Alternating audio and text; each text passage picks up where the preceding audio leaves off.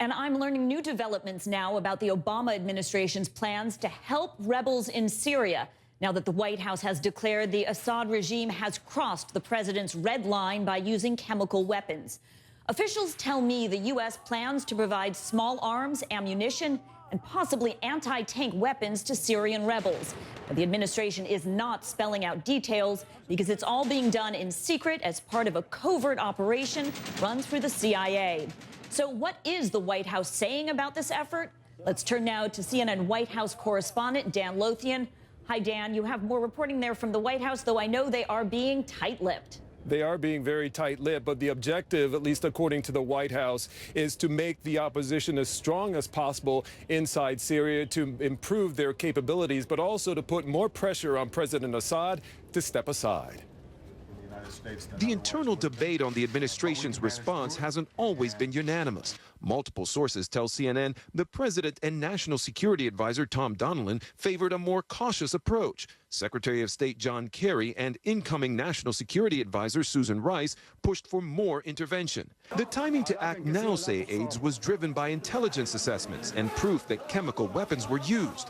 But some critics aren't convinced, calling the decision to arm the rebels a mistake. What he's taking is a half step that's actually rather dangerous. It commits the U.S., it commits U.S. prestige, but it's probably not going to change the balance of power there. The White House seems confident this assistance will not only help the rebels, but put more pressure on Assad.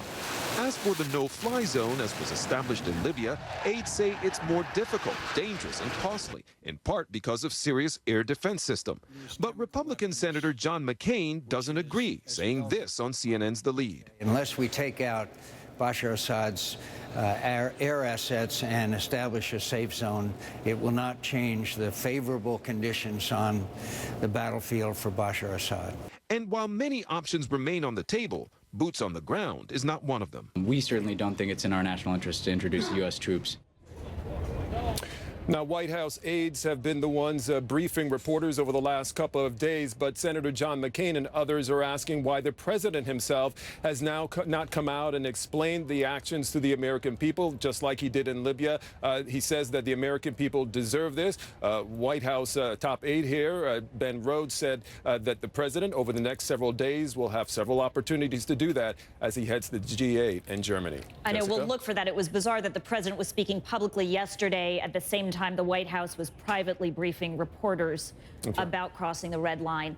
Curious, Dan, now that the administration has made this late decision to provide new aid to Syrian rebels, are they able to get the support to the rebels in time to make a difference?